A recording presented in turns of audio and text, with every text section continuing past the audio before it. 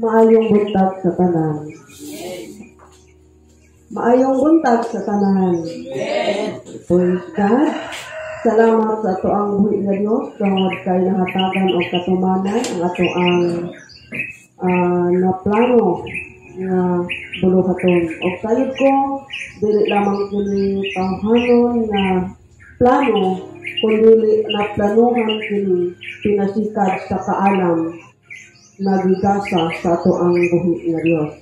So karon ang pagsaulog sa Biyernes Santo, pero atong gisabayan og prayer and fasting. So kabalutan nga we can pray, we can fast, and we can pray and fast. No? Makaampo ta nga dili ta mag-fasting, maka-fasting ta nga dili ta mag-ampo, pero mas nindot kung mag-ampo ta o mag-fasting pa Diyos. So this morning, ako nang iwan ang tanan sa pagpanindog o atong pag-aablihan ang ato ang mga Biblia din sa book of 1 Kings chapter 18 verse 36 to 37.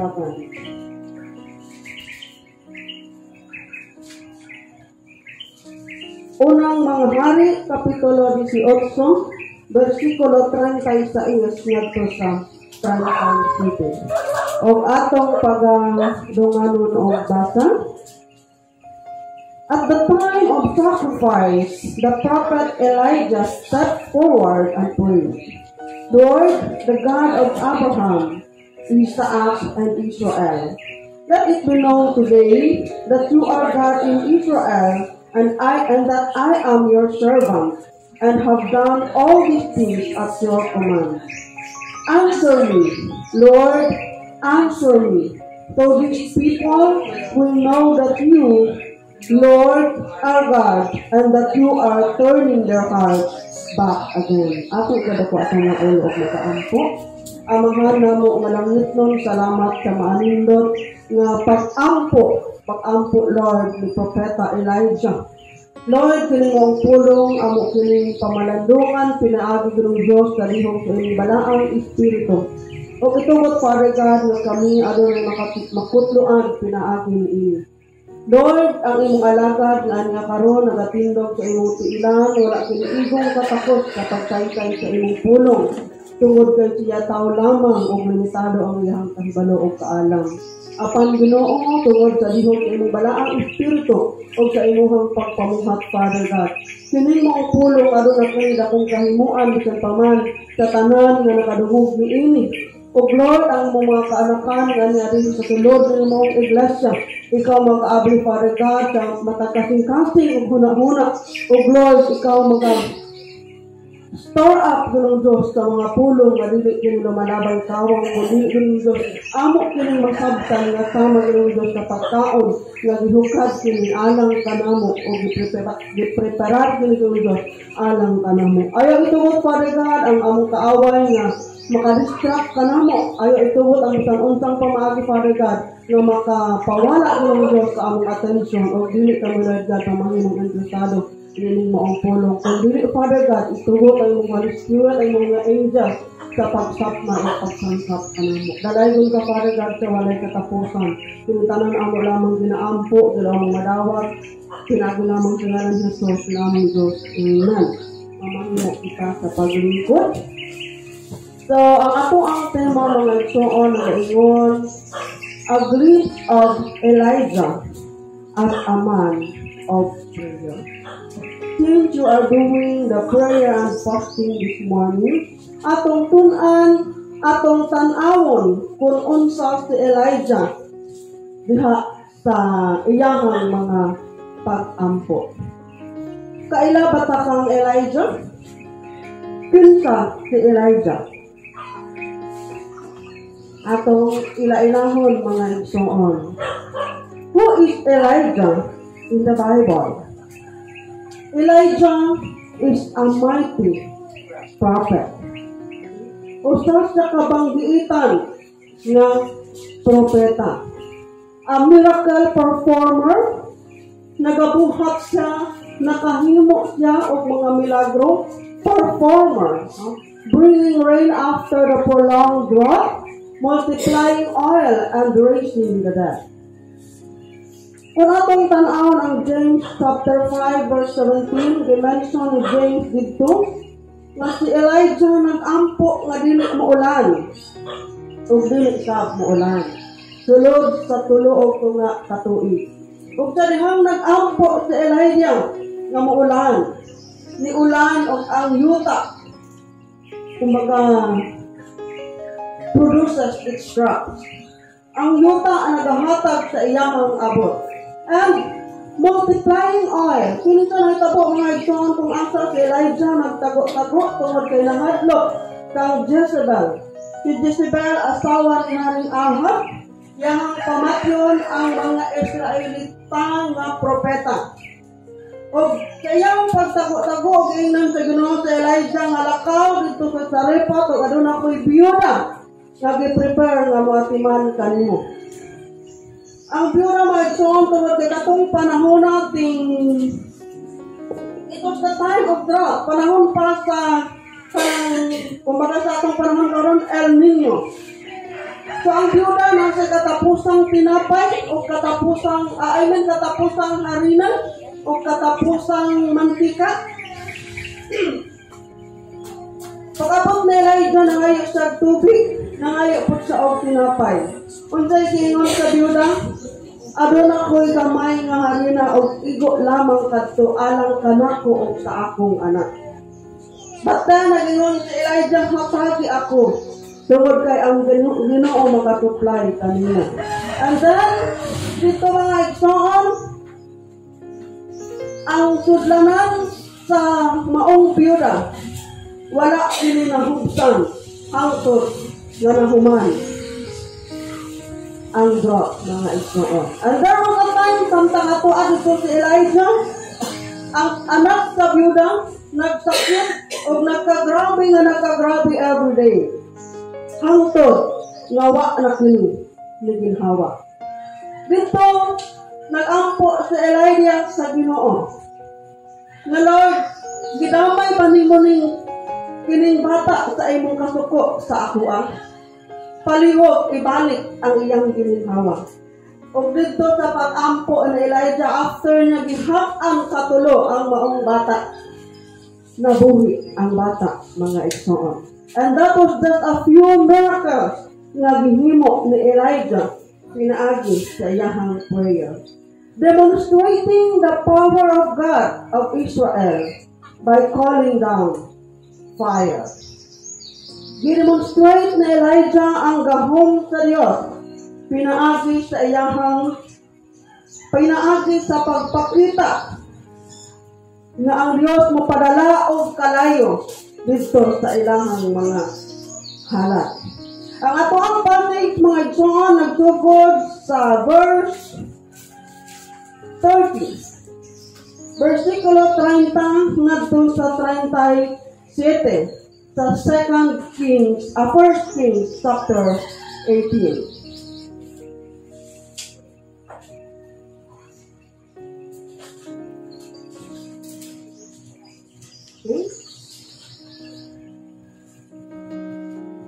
Balik ko na ito bata mga igsoon. At the time of sacrifice, the prophet Elijah stepped forward and prayed, Lord, the God of Abraham, Isaac, and Israel, let it be known today that you are the God in Israel. And I am your servant, and I have done all these things at your command. Answer me, Lord, answer me, so these people will know that you, Lord, are God, and that you are turning their hearts back again. Mao kini ang prayer ni Propeta Elijah, mga igsoon, sa dihang anaa sila sa Mount Carmel, kauban ang mga sumusunod ni Baal, mga nagtuo kang Baal. Okay, let's proceed. Before we understand, usa na to tukion ang content sa prayer ni Elijah. Tan-aw usa na to ang background, ang overview. Kung giunsa niya pag-prepare ang maong kung makayunsa niya pag-prepare bago siya nag-pray, no? So natong basangon ang verse 30 to 35. Makita na to din ha nga gitigom ni Elijah ang mga katawhan, including the 450 prophets, no? 450 prophets nga nituo kang Baal. Kung asa kato mga katawhan ni King Ahab and Reina Jezebel, no? Elijah called the people to come near. He wanted them to know Yahweh, or the God was the true God who answered prayer when people come to Him according to His plan of grace. He wanted them to witness the power of prayer. Gusto ni Elijah na ang katong mga tao nga dili motuo sa Ginoo ilang makit-an nga ang Diyos nga gialagaran ni Elijah mao ang matuod na Diyos. The true God who answered prayer when people come to Him according to His plan of grace. No?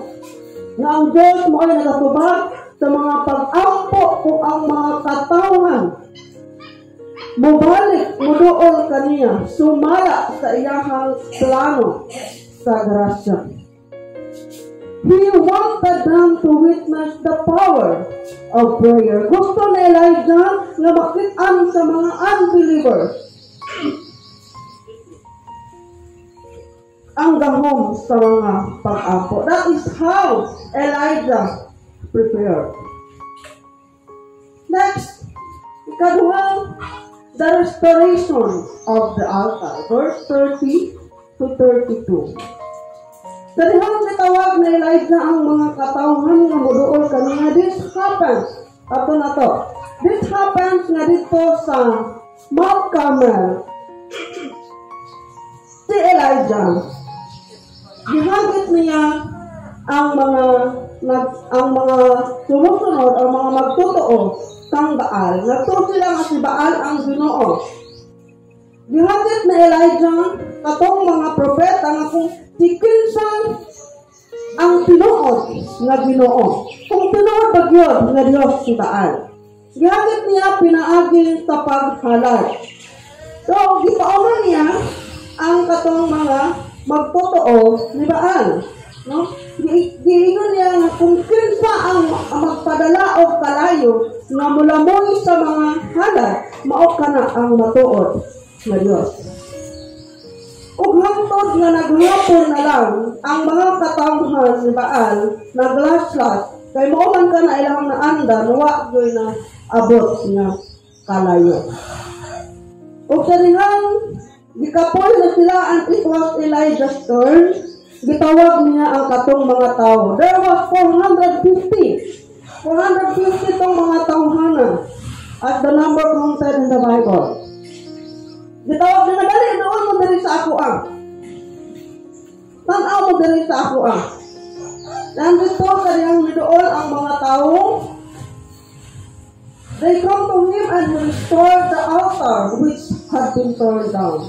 Anong altar iyang gitarong, giaring niya ang mga bato o gigamitan niya of 12 stones kung asa nag-represent sa 12 tribes of Israel.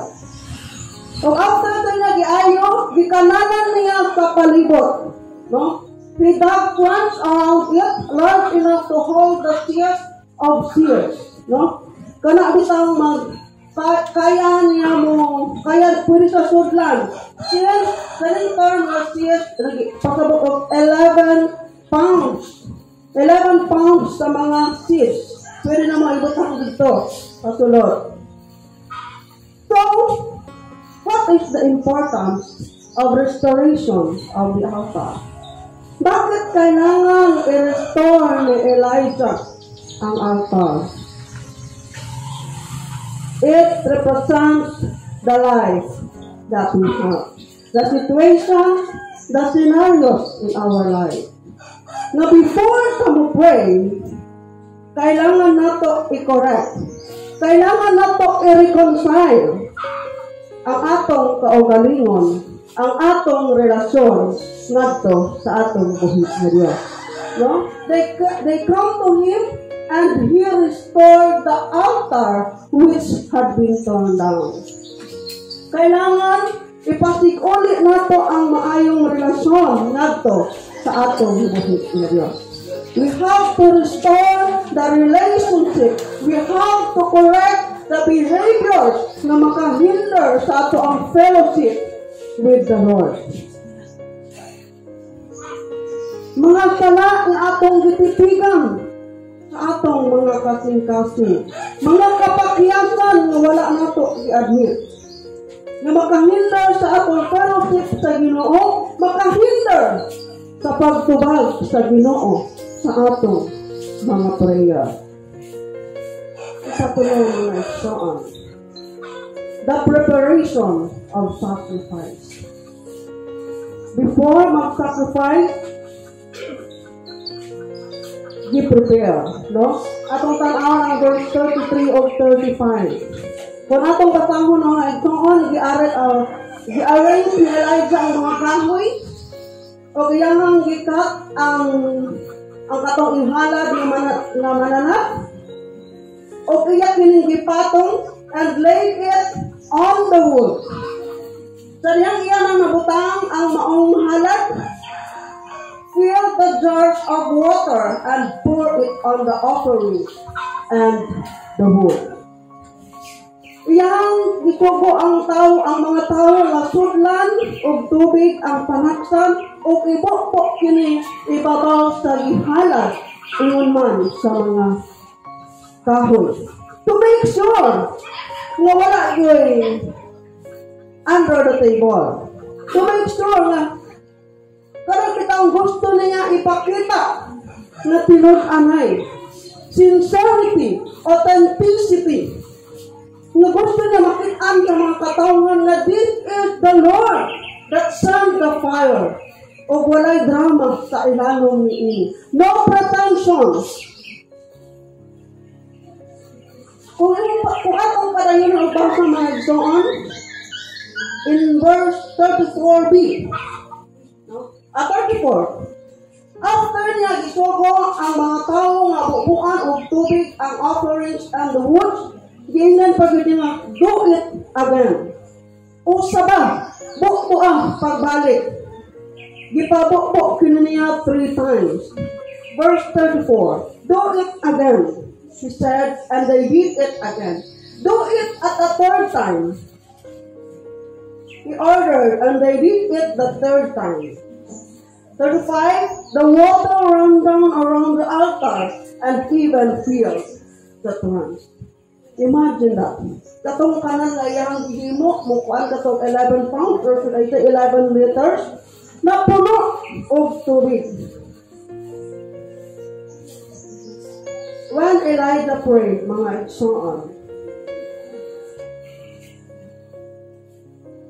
ang katong halad, ang mga kahoy, even the water, nauga, gilamoy sa kalayo, sa dihang gitubag sa Ginoo, ang iyang mga pag-ampo.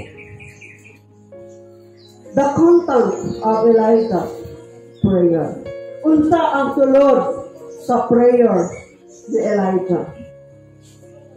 Balik ko na po itong basa.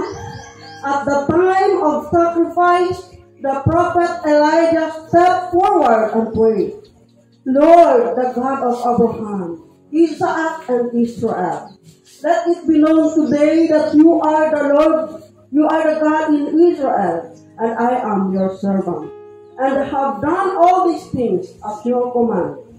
Answer me, Lord, answer me, so these people will know that you, Lord, are God, and that you are turning their hearts back again. Unsay atong nasabtan sa iyahang prayer. Unsa ang sentro sa prayer ni Elijah? Nag-ingon ba siya nga, Lord, answer me. answer me that I may prove to these people that I am Elijah, your chosen one. Nakita ba nato niya? Wala mga igsoon. Nakita nato ang sentro sa prayer ni Elijah is centered to the glory of God. Nakasentro sa kahimayaan, sa gahom, sa grasya sa atong buhi na Diyos. Kung atong nakitaan, adunay color, red, yellow, orange, blue, the color of the rainbow, the color of the promise. Mao pa na sa mga igsoon ang importanteng mga bahin na angayan natong masabtan. First, let the Lord the God of Abraham, Isaac, and Israel. Let it be known today that you are the God in Israel, and I am your servant. Ikatulo, and have done all these things at your command. Ikaapat, and that you are turning their hearts back again. Aside sa gihandom ni Elijah, aside sa gusto ni Elijah i-portray, ipakita, o gusto niya manghimaya ang Ginoo, doon na pag-iisa riha na importante. Ug nindot kaayo pamalandungon mga igsoon.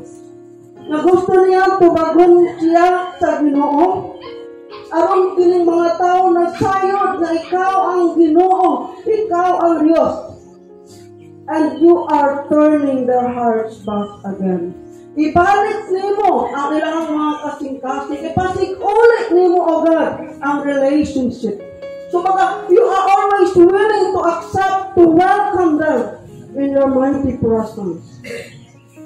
Ano sa mga igsoon? Ang longing ni Elijah, not for his own glory, pero ang iyang gusto, ang mga tao makailapag, balik, or mutuo sa Ginoo. Now, himayin na naman natin. Ang one first praise. Lord, the God of Abraham, Isaac, and Israel. Kanunay natong nadungog mga igsoon. Diyos ni Abraham, Diyos ni Jacob. Mga sa ang part sa kanta. Part sa prayer ni Elijah. Diyos ni Abraham, Diyos ni Isaac, Diyos ni Jacob. Punatong sabton, Elijah's confidence in prayer was based on the revelation of the character and nature of God, and on the specific principles and plan of God as revealed in the covenant of promises as given to the patriarch of Israel. Elijah's confidence, ang pagtuo, was based on the revelation of the character and nature of God. Gibase niya sa iyang pagkailan kung kinsa ang Ginoo, based on the specific principles. Kung bang nakita niya kung unsa ka matinud-anon ang Ginoo sa kinabuhi ni Abraham, paano ba? Na-remember ba nato kung giunsa pagpamuhat ang Ginoo sa kinabuhi ni Abraham? Nakilala ba natin si Abraham? Unsa ang atong wala nalintang sa life of Abraham? Abraham was the father of faith, mga igsoon. Dito na-test ang iyang faith sa lihang gingnan sa Ginoo na ihalad ang imong anak na si Isaac. Dito na-test mga igsoon that Abraham is extremely faithful. O giunsa pag-bless sa Ginoo si Abraham sa panahon nga nituman siya nga walay pagduha-duha. Ang saad sa Ginoo sa iyaha, tanan nimong makita, kutob sa imong makitaan, imuha na. O ang imuhang kaliwatan, mas musanay tama kadaghan sa mga bituon sa langit.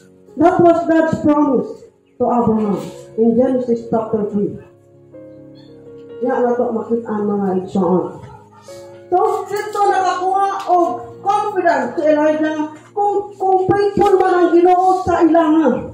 Walay rason nga dili faithful ang Ginoo sa ako ah.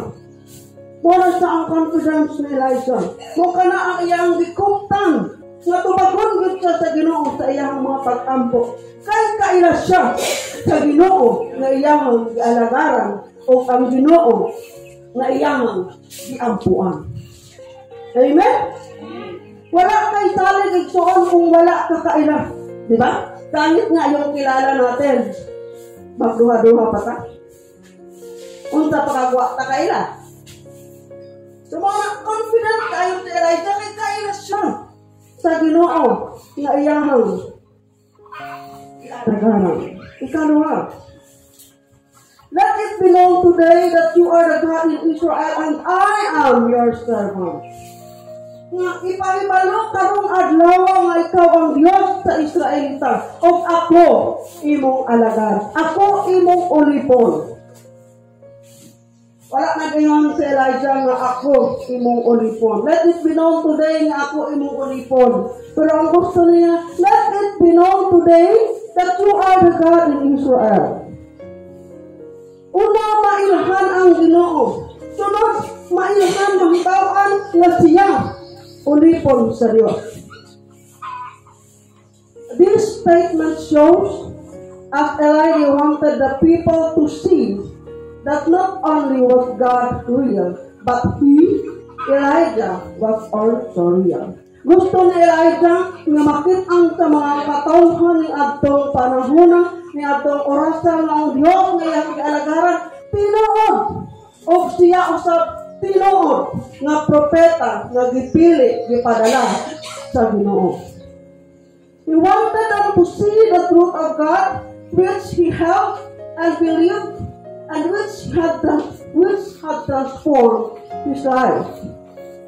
Gusto niya nga makita sa mga katawhan ang kamatuoran sa Diyos na iyang gikuptan, na iyang gituunhan o kinsa nag-transform sa iyang kinabuhi, nagbago sa kinabuhi ni Elijah. Gusto niya matagamtaman niya itong matawhana how God is working in his life.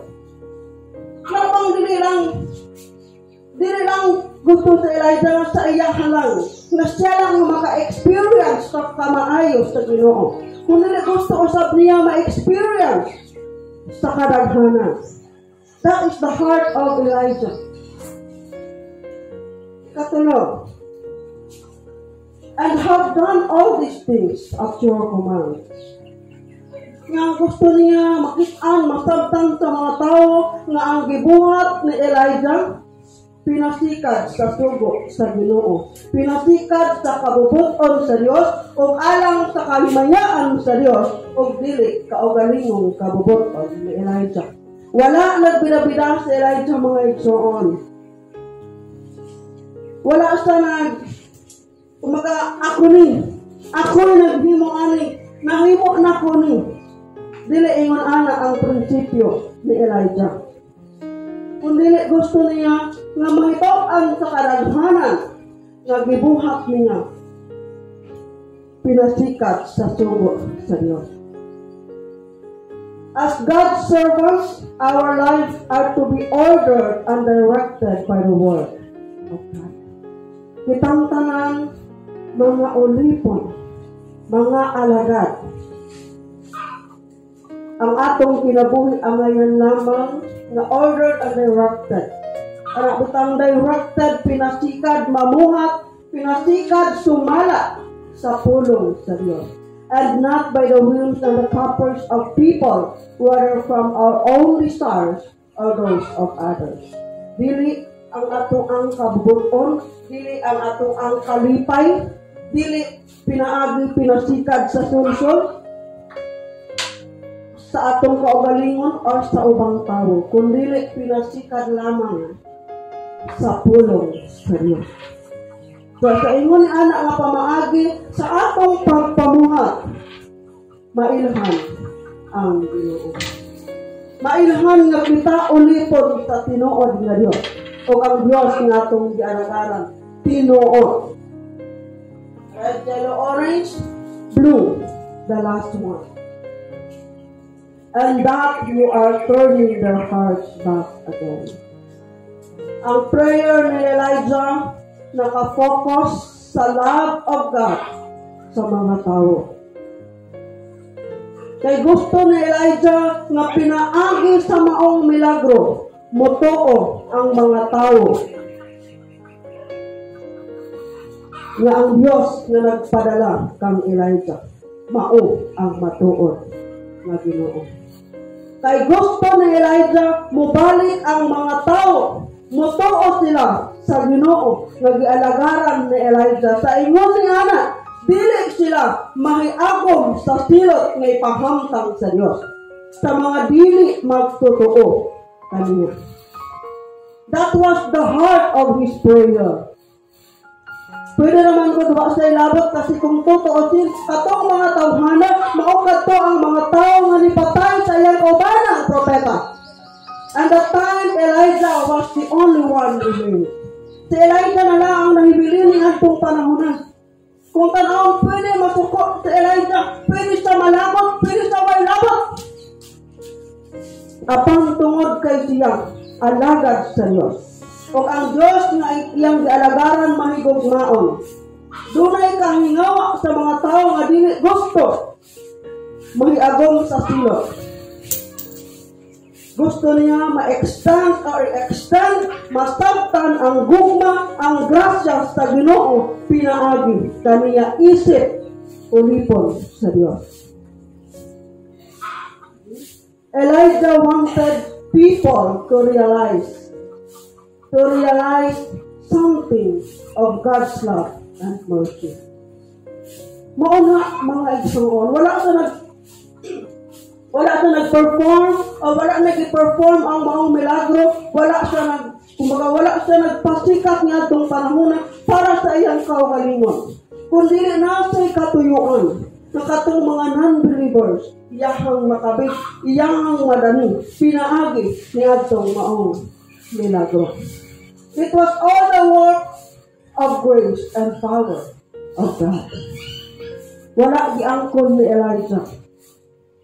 Dili para sa iyang own glory, kundi gusto niya masabtan sa mga tao ang gugma o grasya sa atong buhi ng Diyos. Now, kumusta mga igsoon? How's our prayer life? Kumusta ang atong pag-ampo? Usahay nag-aampo ta sa Ginoo, didirektahan nato ang Ginoo.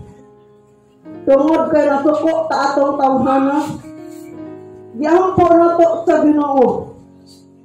Gusto nato ang atong kasuko mo bation sa Ginoo. Masuko po ang Ginoo atong tawhana. Tama pa ito mga igsoon? Labi na katong mga tao na nakabuhat sa ato Mayo, nakapasakit sa atong mga buot, nakapawala sa atong dignidad.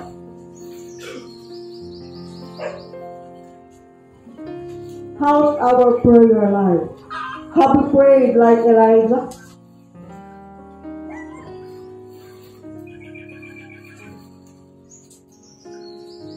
Have we received answers? Sa atong mga pag-ampo, nakadawat batang mga tubag. Nakita ba nato ang answer sa atong prayer? Labi natong mga imposible kaayong mga butang. Ipaminaw nato, wala na yung milagro nga makaluwag sa ato. Especially in times you are in pain. Paminaw nato, doon na lang yung takutog. Physical pain, emotional pain, huwag na yung tayo paglaon. Nakadawat batag tubag? Have you received answers? Kana bang diha dayon okay na? Wala na ba ta nasuko? Wala na ba ta nagdumot diha dayon?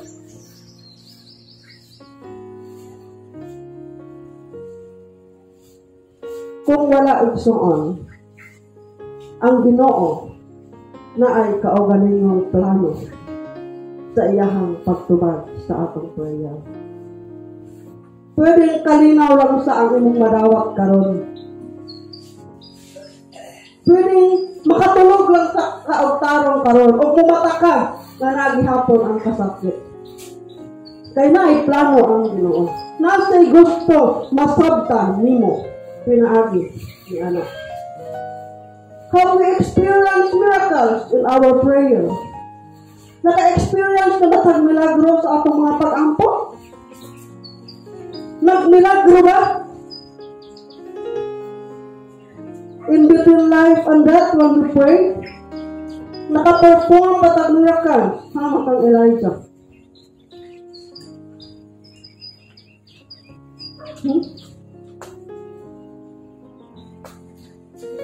Our peoples have been blessed through our prayer.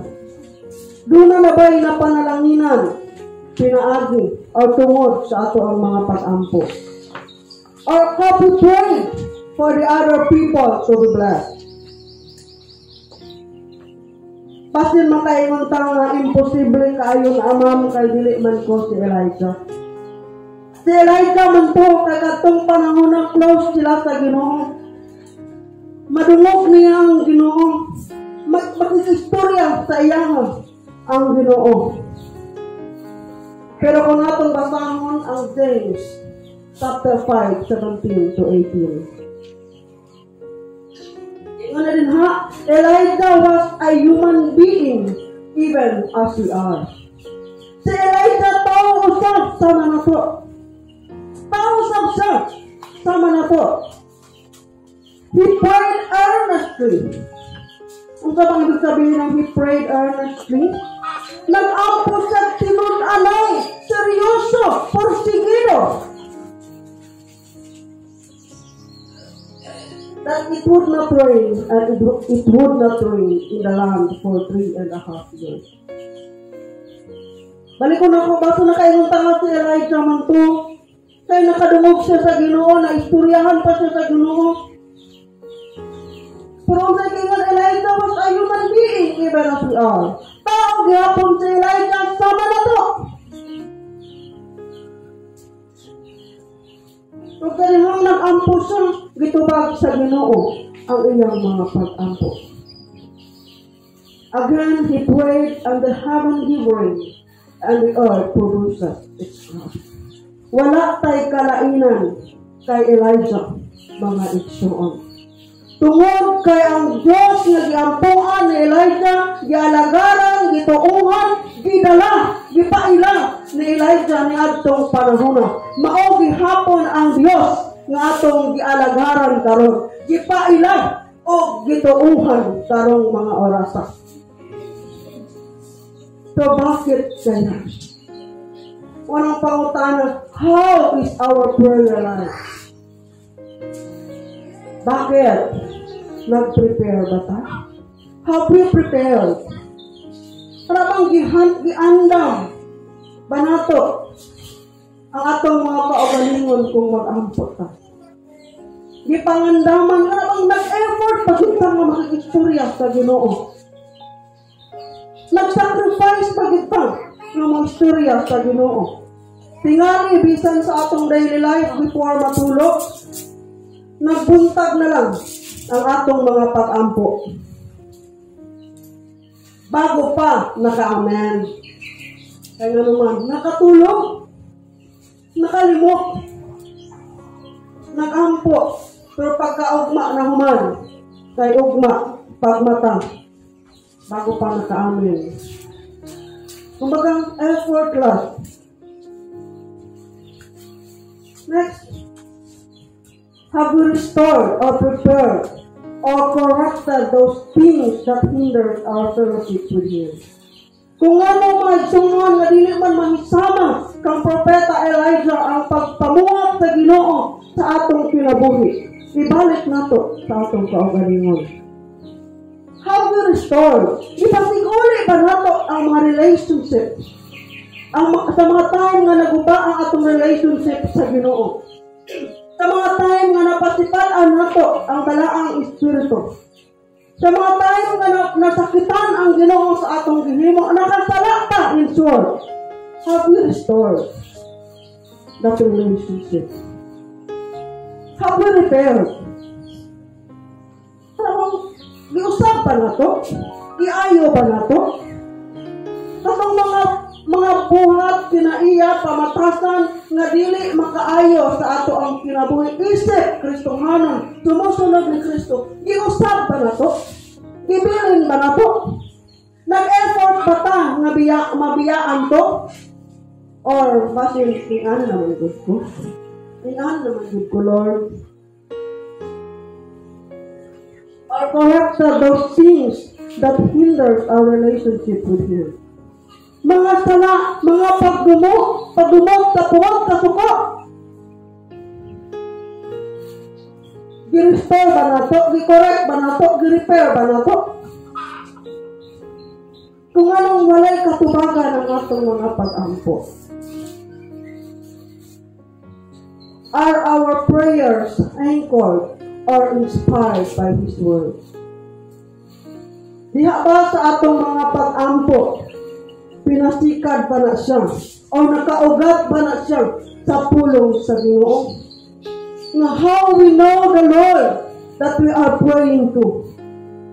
Mailan na to ang Ginoo pinaagi lamang sa iyang pulong. Mahimot ang confidence sa atong mga pag-ampo o ang Ginoo motubag sa atong mga pag-ampo kung doon ay mga pulong na makahatag ka na to kaisog, kalikod o assurance na ang Ginoo motubag sa atong mga pag-ampo. So, kumusta? Igsoon. As we are doing this prayer and fasting,